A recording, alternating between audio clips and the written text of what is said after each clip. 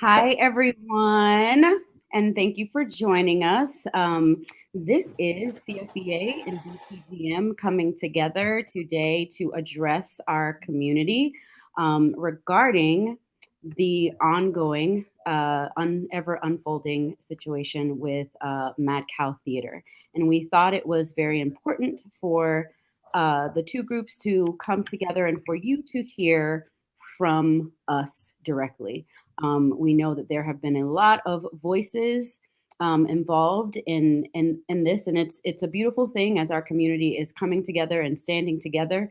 But we wanted to kind of streamline everything and just get the focus back to where it should be and to reiterate what it is this really is all about. So, as you know, CFEA is an advocacy organization here in Central Florida, birthed out of the pandemic and the racial unrest of 2020, and the long, hard look that we had to take at the arts and entertainment community right here in Central Florida.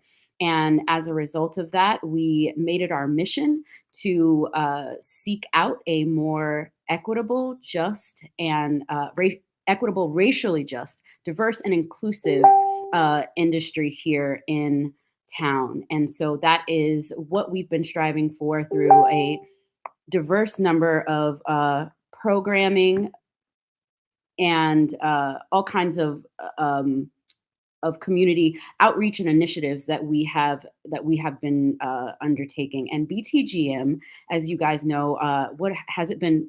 5 years, Mandy? 5 years. BTGM has been in this community, growing and just being an immeasurable force for change and networking and advocacy for Black women and women of color in theater. And so um, we felt it necessary to come today to take the reins back on this charge and to really kind of set the record straight on what we are all seeking and and what we want to happen as far as next steps. So I think it's important, as I said, for us to bring a little clarity. As you all know, Mad Cow has had an extensive history of missteps and lack of integrity in this community. And I and Mandy will tell you more about this, and Kyla will tell you more about this. But there have been several organizations that pledge to come along Mad Cow to help them correct those issues and to have a better standing in this community at large, but particularly for people of color and Black women. And those efforts were valiant and they were sincere and genuine. And what we all found is that they were, while very, while seeming to be very interested in making changes, a lot of those changes were very performative and not lasting. And there was not a whole lot of actual taking in of the labor that we were extending and the relationship and partnerships that we were extending. And so, as a result of not just pay issues, but also DEI issues and compromised integrity issues, we all felt that it was very important for us to hold Mad Cow accountable, which is what both organizations said that we would do during the pandemic, which is what our entire community asked for during the pandemic. So here we are, basically just living up to what we said we would do. And that has been increasingly met with either just dismissive, we're not going to do it, or just resistance and a lot of opposition. And so, not that we are any type of, we can't put anyone in jail and we don't have any of that kind of authority, but we can stand up for the lives and the well-being of this community, which is what we want to do. So I'm going to have Mandy take over at this point and take the baton. Hi, I apologize. I've been on mute because I'm outside because that's, we didn't want to be in masks for this. So we sat outside, but it's kind of loud out here. So apologize if it's not audible. Just let me know and we'll try to yell. But thank you so much, Mika. I do think that it's important that we address our community on this because we haven't spoken on this officially in any capacity. As you know, and as the member, the leadership team at CFEA knows, taking on this work, this anti-racist work in theater and elsewhere is taxing. Specifically when the people doing the bulk of the work are women of color who face microaggressions, marginalization, and racism every day of their lives.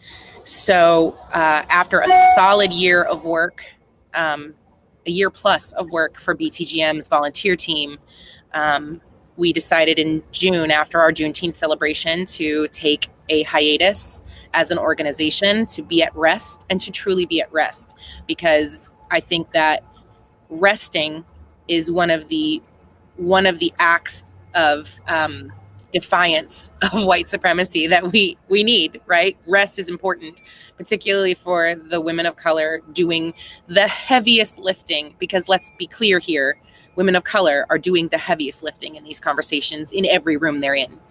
So, our organization has been on hiatus, which is why the community has not heard from me and heard from us on this matter. The other reason that you haven't heard from us on this matter in general is because we did do a partnership that focused on DEI with Mad Cow. And we waited and watched just to see if Mad Cow was going to do take the steps that needed to be taken for them to walk the walk that they pledged to. Our job as a DEI partner isn't to look over an organization's shoulder and tell them when they're doing the right thing or the wrong thing for the rest of the organization's lifespan. Our job, hopefully, is to come in and give you the tools so that you may build your own equitable tables and do the right thing from your own standpoint, right? BTGM does not exist within Mad Cow. So after our partnership, we stepped back and hoped that they had taken the labor that was given to them in good faith and really started to do the work. And it was evident from the fact that talks with organizers and community members about the issues at Mad Cow falling through, it was evident that had not been the case. So to talk a little bit more about our relationship with Mad Cow, we've had a good relationship with Mad Cow throughout.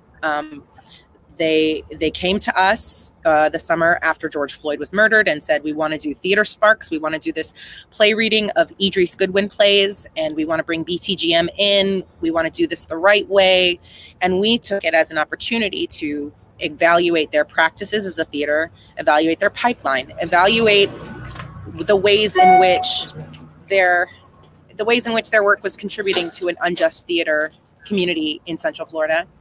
We had lots of conversations around many things that we found to be holes in their advocacy and their allyship. And, had lots of conversations with Mitzi and her producers who were working with Mad Cow at the time about here are things we think you should change at Mad Cow, and here's how we can go about changing them. One of which was auditions, right? When you cast shows throughout your season by just calling people that you know and offering them roles without giving other people you may not have ever seen before or have never worked for you an opportunity to audition for you, that maintains an unjust status quo that keeps your pipeline small and denies access into professional theatrical work and the community to all artists, not just Black and brown women, but all artists who haven't worked for Mad Cow before. They have an issue of pipeline of we don't have enough BIPOC performers to do the kind of shows we want to do, but they're never holding auditions to see people and give them an equitable opportunity to be seen for their shows. So we addressed that and we explained that and we went through it. We held an audition for Theater Sparks for Mad Cow BTGM did the entire casting process virtually. We saw, how many people was it? We had 2 separate days of auditions, and we saw close to about 100 people. 100 people came and auditioned for Mad Cow shows, which is probably more than, I mean, I know more than most theaters in the area at this time, as far as submissions and Zoom auditions and things like that. And, we cast from there, and we hoped that having them see the success of that audition and the success of bringing new people in and seeing, getting to work with new artists, that they would see that this was a beneficial practice for them. And this is just one example that I'm pointing to, but we found that, at one point they did like 10 cabarets over the course of like 3 months. They mounted 10 productions over the course of 3 months and didn't audition anyone for those. They were all called in for those roles. And much like the shows that they're having now, they did not audition people for these shows. And if I may, just cut in here as well, just to kind of to expand on that. We were asked for the auditions that we held for the Theater Sparks program, to provide names for other productions. So we took copious notes on the auditions that we did have the chance to view. And in lieu of actually looking at those notes and looking at, the remarks that were made about the performers, taking a look at their headshots and their resumes, all of which we did the work of compiling into a database. They just asked us, hey, we have these shows coming up. Who do you think would be good in these? And so there's this expectation to not do the work, and just by virtue of the partnership that we did, to just continue capitalizing off the work that was done for them, and that just kind of lends to these unacceptable practices. They were given all of this work, and they've given us their reasoning as to why they don't do auditions, right? Like it's financially prohibitive for them, and all of these other reasons. Their intentions are good, right? But the practical element of it, they would just rather do it this way. But the problem is, doing it this way might save you money, but it's hurting the community. Mm-hmm. It just is. And so, and we talked about that at length. So we felt like all of the work we had done into bettering Mad Cow and all of the labor that we had provided to them for virtually free. Mad Cow gave us a portion of the grant that they received for our services, but I mean, it was pennies on the dollar for the value that they were of the work they were given. Casting, production, all of the back end work to figuring out how Zoom works in a time when we didn't understand Zoom as well.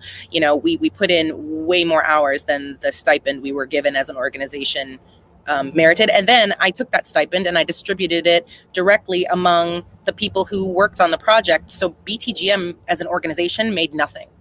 I paid out all of the women of color who worked on Mad Cow's project through those funds. So BTGM received no benefit from that whatsoever. And seeing the work that we've done be cast aside and for them to return to their old practices out of convenience was a bit of a slap in the face to the work that we've done with them.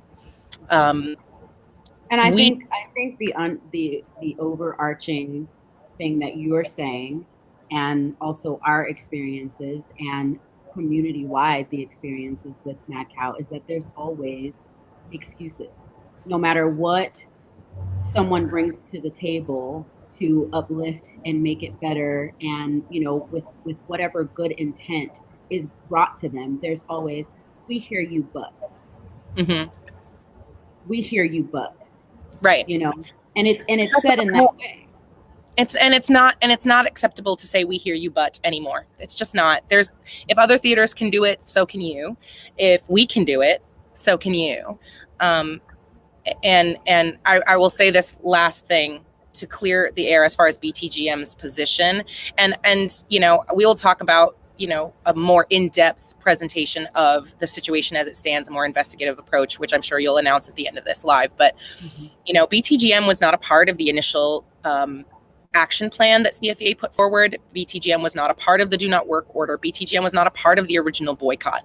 However, we found that our Theater Sparks production, and our name as an organization was being used in their grant applications to acquire DEI funds and to meet DEI requirements for other government grants.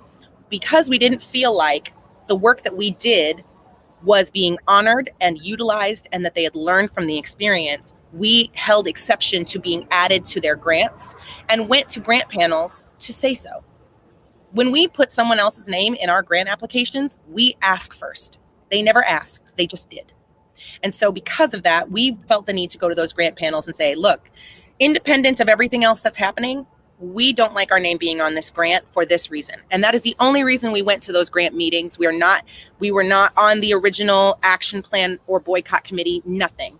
However, when the board members came onto that grant panel meeting and started referring to Black women advocates in dog whistle racist language, accusing them of attacking them and saying all of these things that were very triggering to me as a Black woman, because they're all things that have been said to me as a Black woman before when I was just trying to do my best. I realized that, oh, the board is racist. The board of the Mad Cow Theater is racist. And I'm happy to say that publicly.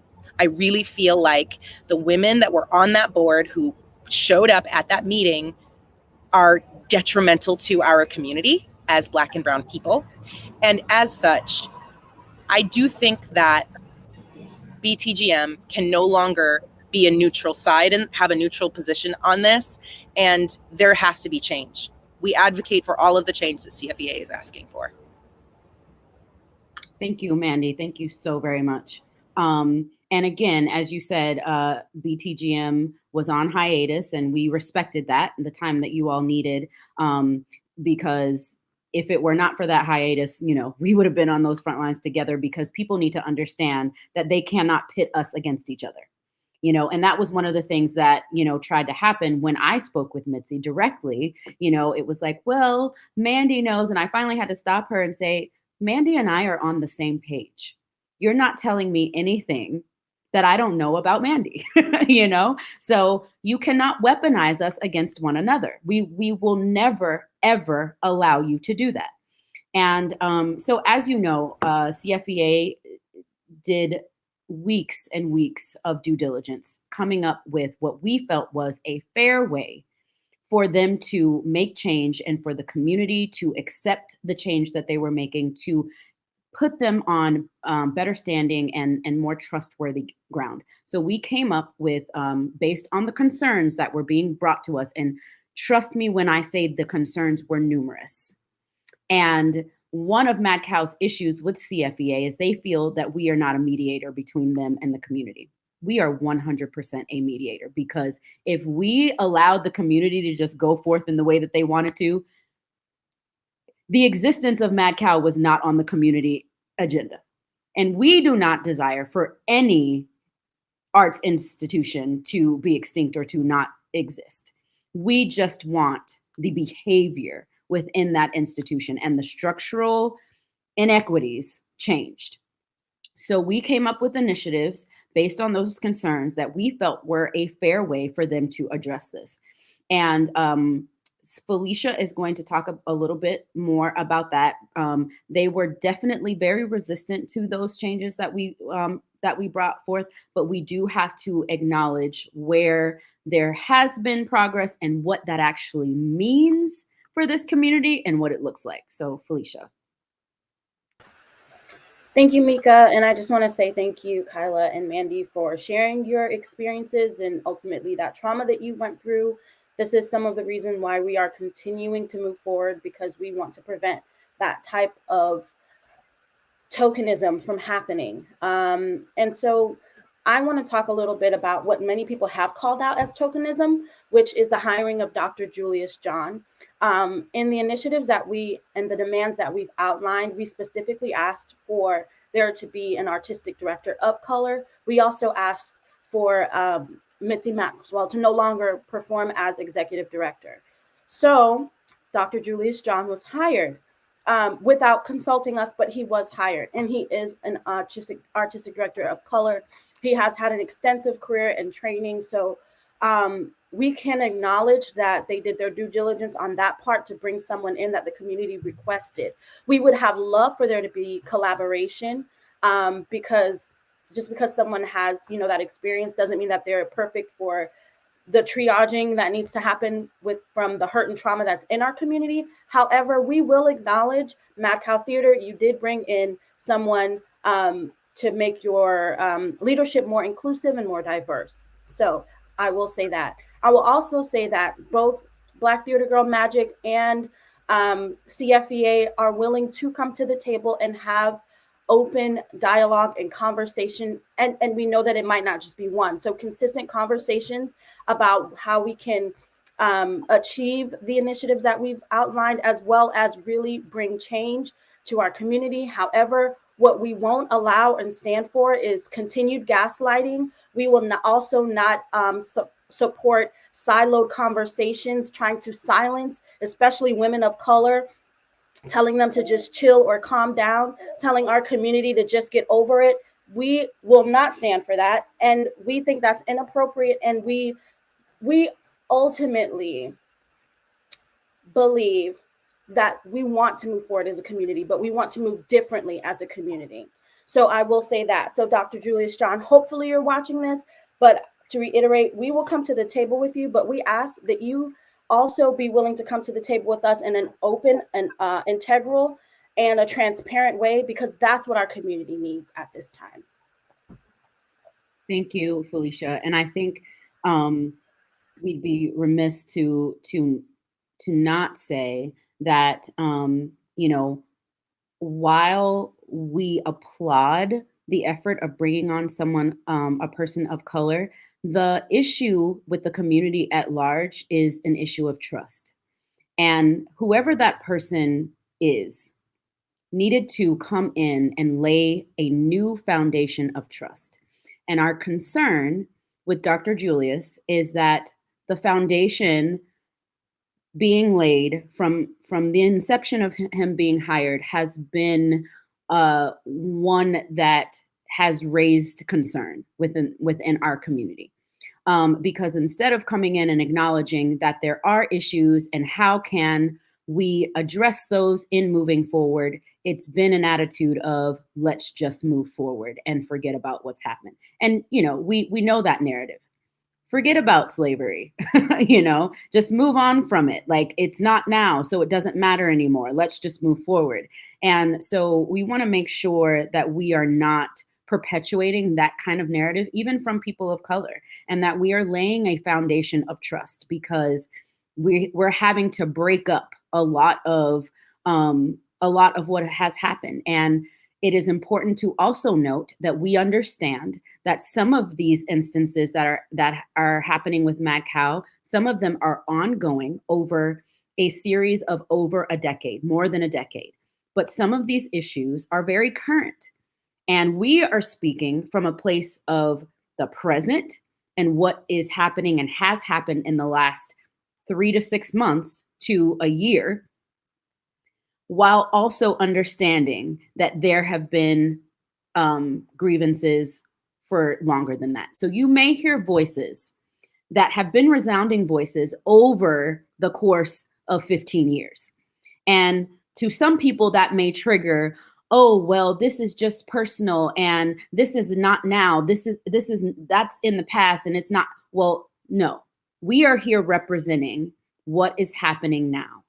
And because they have such a reputation and those issues were never adequately dealt with in this community, what you've swept under the rug is always going to come out.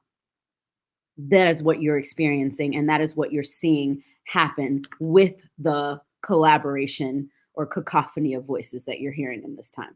So next we're going to have Roberta. If I'm correct, right? Roberta, you're up. I'm going to unmute you. Thank you. I was like, I don't know how to unmute myself. Thank you.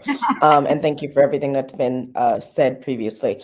I am going to just reiterate our initiatives because we think it's important to put a reminder as to where we started here. And to also reiterate that I think both organizations are hoping for is truth, transparency, and the fact that people are aware of why we are here, so that the gaslighting that has happened amongst towards us can be put to rest.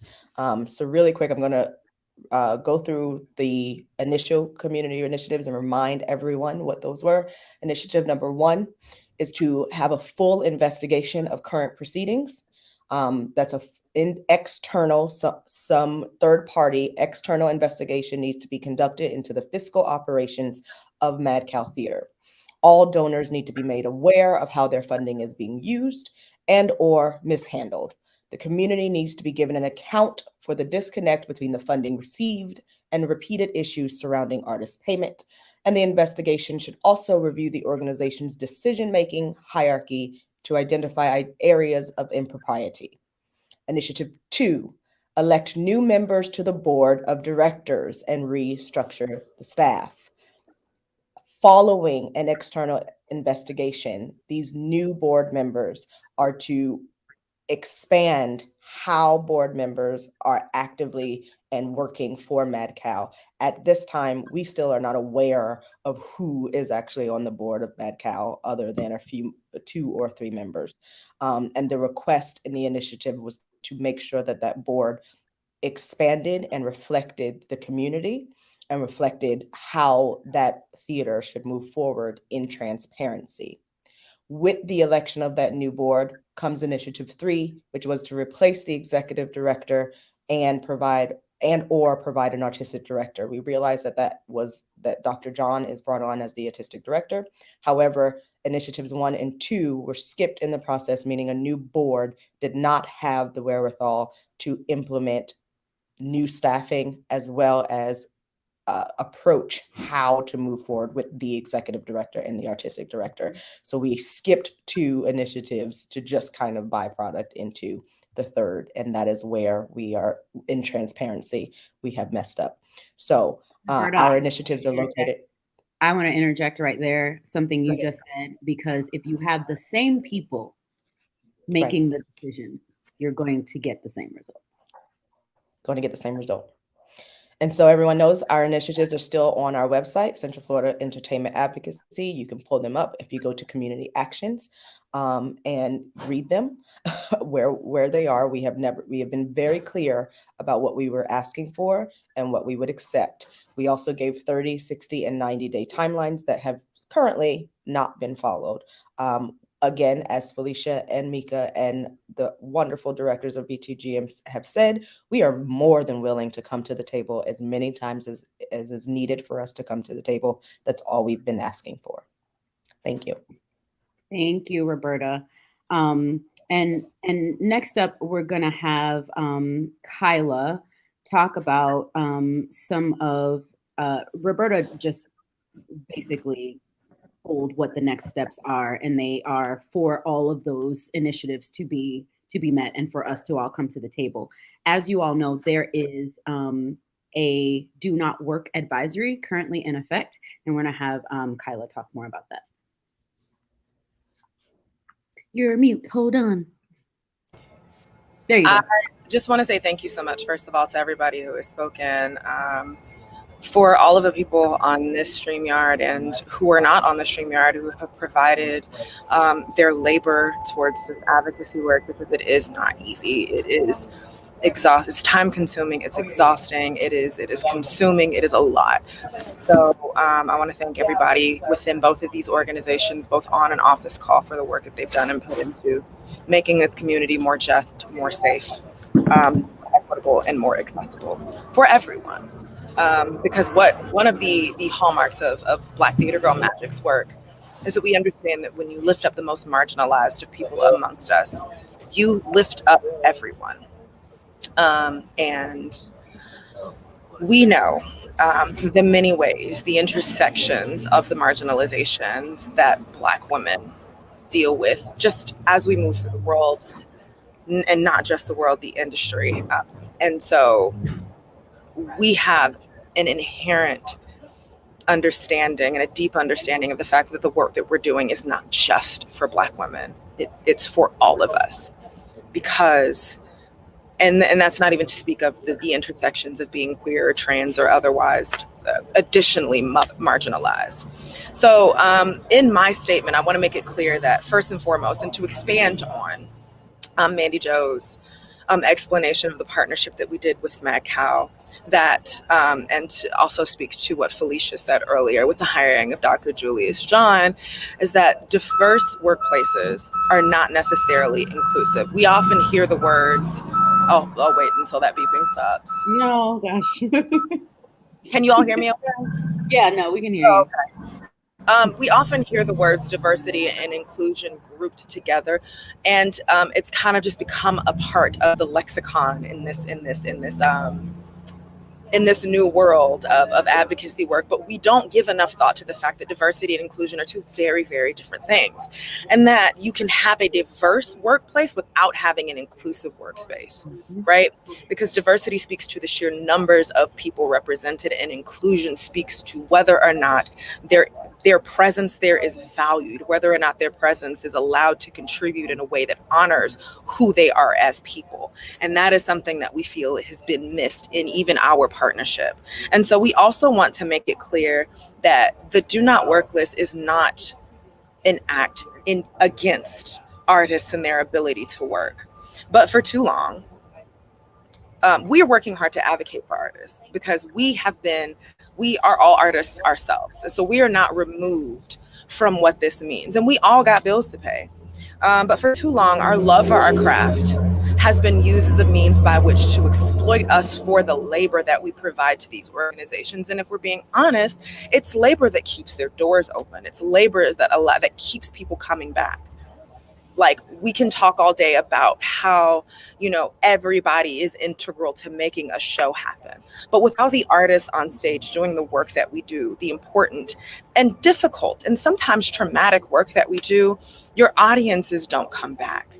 And so because we love what we do, we've been exploited for our labor and told that we should be grateful when we ask for what we deserve, as though we're hobbyists. But this is our livelihoods. These are our jobs. And we cannot bargain for better conditions for all of us.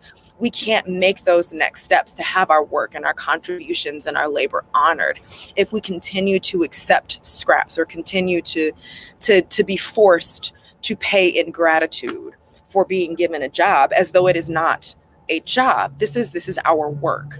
We are doing this to pay bills. We're doing it because we love it, but we're doing it to pay bills.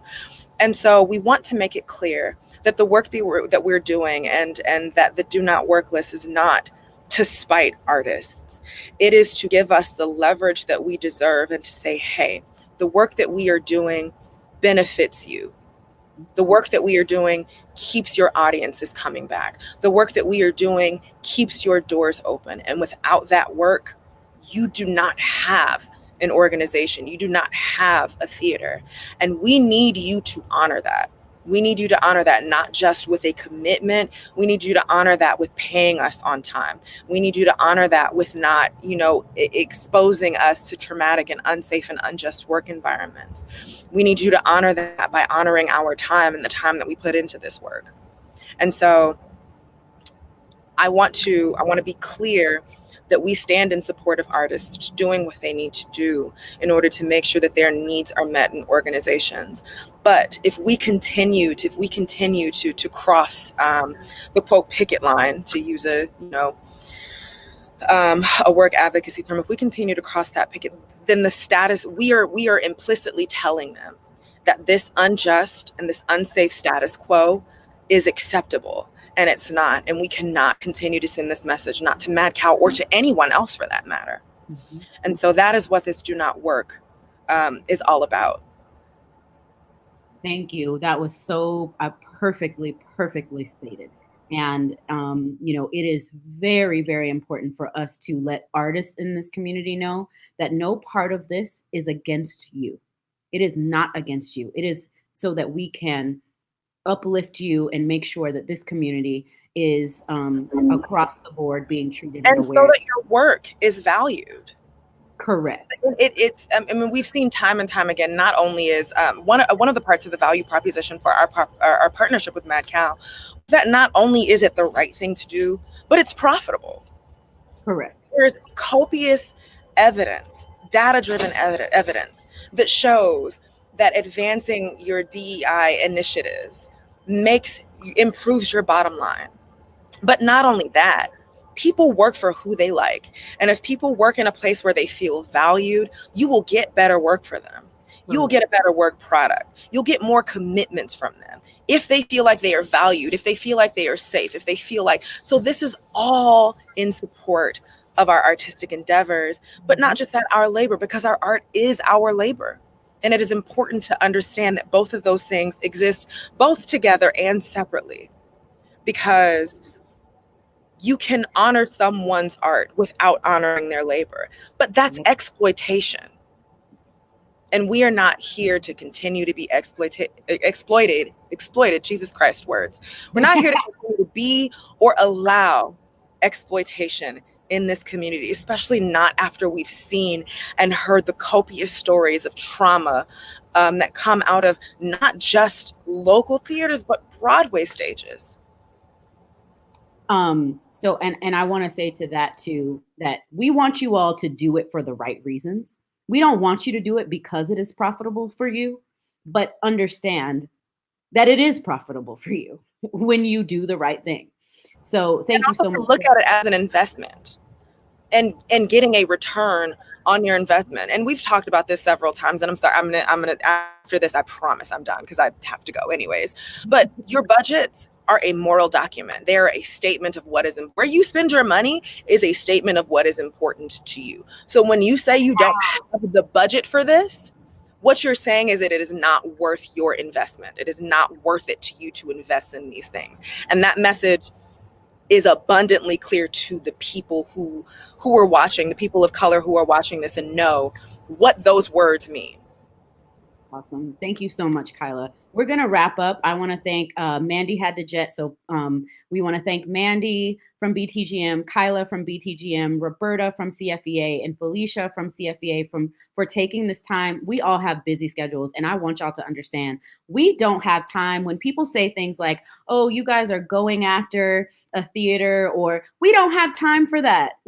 Felicia is literally feeding her baby on this live. Like, we don't have time, and we wish this was not something that we had to expend our energy on. We wish that these theaters would just do the right thing. And so as we leave from this place today, we want you all to understand that our next steps are to continue to reiterate to Mad Cow to complete all of the steps of the initiatives that have the community action initiatives that have been outlined. We don't just we are applauding the one, but we won't just applaud the one. You have to complete them all. And with that, the Do Not Work advisory continues. It will continue until all of those initiatives are in action. It will continue until all of those initiatives are in action. And we hope that this cleared up, some of the noise. We know that there's been a lot of noise. There's been a lot of distraction. And there's been a lot of things that seem like they don't go hand in hand with what we are fighting for. There are, other avenues, and there are side things. And as I said, because of the history, there are things that have compiled onto what we're fighting for right now. But make no mistake, we are currently fighting for those initiatives that we outlined. Please go to our website. Please read them. Please know that BTGM and CFEA stand together. So again, thank you. Felicia, did you want to say anything before we hop off? No, I just wanted to thank you for those in the community who have been supporting Black Theater Girl Magic and CFEA, and have, whatever you've done, whether it's you gave us information or have been commenting, we appreciate that. And we want to say thank you. We know this did not start with us, but we do understand that we are a catalyst for this new wave of advocacy. And we thank you for your continued support. And for the artists as well who are choosing to step away from Mad Cow, we honor your sacrifice, and we want to thank you as well. We cannot do this without you and in your solidarity. Awesome. And last thing, and this needs to be said, if you feel that you cannot turn down something that Mad Cow is presenting to you, again, this fight is not about you. We are not going to attack you. We are not going to come against you. No one should be speaking against a fellow artist who is doing what they have to do in this trying time. We would hope that everyone would be able to say no, but we get that some people cannot say no. Mad Cow is going to prey on that. That is why we have to keep fighting to make sure that people who are vulnerable in that way and cannot say no, that even they are protected and advocated for.